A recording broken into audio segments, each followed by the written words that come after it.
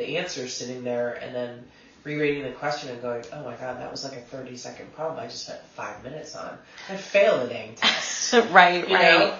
Yes, that's totally that test-taking attack. When you said study skills, do you ever touch on organization? Is that ever a piece that more so in tutoring or? Yeah. Yeah. Oh, I don't. Yeah. If somebody's just backpack is a disaster, I'm like, you might want to think about organizing that. And it's funny. I used to help my kids organize their backpacks. I haven't touched their backpacks in probably 3 years. But I'll tell them like the end of the semester, I'm like, okay, clean out your backpack. Yeah. Like, but they that's up to them. And so when the backpack becomes super heavy, I'm like, okay, you might want to think about that. And I'll tell kids that have all their stuff. I'm like, the end of the semester, they're like, can we throw this out? And I was like, I wouldn't throw it out. Find a binder somewhere, put it in a binder. Save it. Take it home, save it. Yeah. Especially the pre-cal kids. Those notes are so good. I don't know that the geometry is as much, but they could certainly benefit from it. Can I go over by like 2 questions? Yeah. Is that okay? Yeah. What do you think are the most difficult mathematics concepts to teach?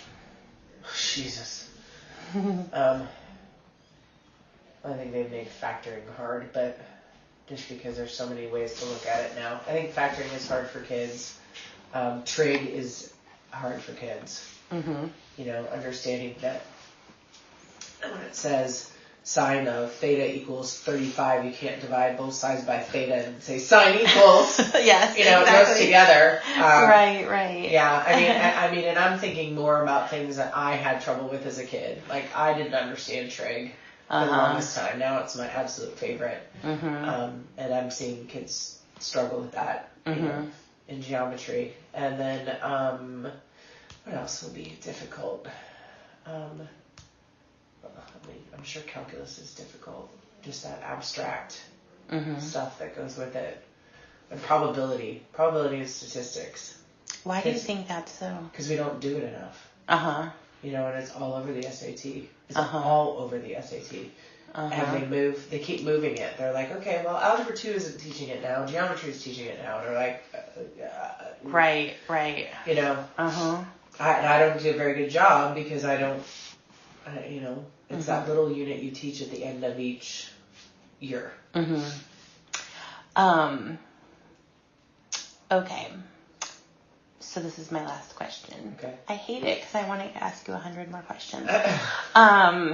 How do you define success in the tutor? It's a 3-part question. Okay. How do you? It's my last question, but it has 3 parts. So how do you define success in a tutoring session? Well, I think that the first thing that comes to mind is light bulbs. The light bulb goes off and they're like, oh, I get it now. It's, and they tell you how to do it. You're like, okay, good. We're good here. Check. You can go home now. I think that's one. The other one is them coming back and being happy that they did well because they put in the effort, you put in the effort, the teacher put in the effort, and the parents gave them that space to have that. And that's really, to me, that's kind of how my household works. Like, there's a reason why my son is here tutoring. He doesn't need to. In fact, he told me, he didn't work out with the other tutor. He's like, it's okay, I don't need any tutoring. And I'm like, okay. I'm like, but was it helpful? He was like, yeah, and it just helped him organize things. And for, a kid taking 5 AP classes, that was a big deal. Yeah. Especially in the fall with band and stuff. So I think having that was all those things, all those moving parts working together, makes you feel successful. Like, right. I don't talk to his tutor. I barely even look to see what they've done because that's between them. But you can tell, you can see that as a parent that this is all working, all these moving parts are working very successfully. He's got great teachers. He's got a great tutor. He has parents that are supporting him. Right. So all those moving parts are huge. And then all those resources are being used in the right ways. Right. Because you're mindful about that. And then if the resources aren't being used in the right way, like a parent saying, we'll only do tutoring when you need it. Okay, well, sometimes needing it is the night before the test, and you're calling to get tutoring, and you're stuck with this tutor that you don't know. Exactly. And has to get to know you. Yes. Yeah. Or yeah. Okay, you don't want to tutor. Yeah. You don't want to tutor once a week.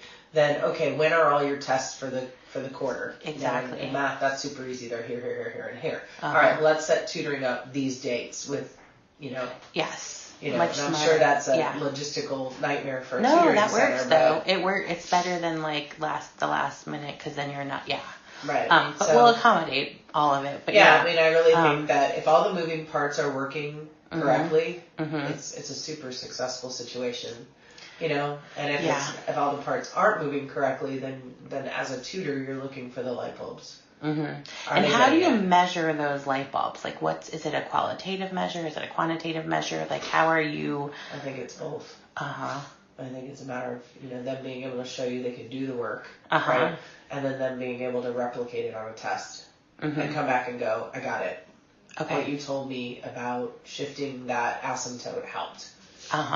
So you're looking for in the moment, sort of in the session, understanding, and then you're also looking for that to transfer on to tests or assessments in the classroom. Correct. Okay. So if you're in the actual session, so before you've been able to get that feedback back about the test, when the student walks out of the session, do you tend to sort of make judgments on how successful it was based on more of the qualitative things, or are you doing like little checks where you're giving little problems throughout the session and you're like, okay, it depends on the session. Yeah. Okay. All right. So, well, this was really helpful. Is there anything else you want to add? No, I'm good. Thank you so much. Okay, I'm going to end the tape.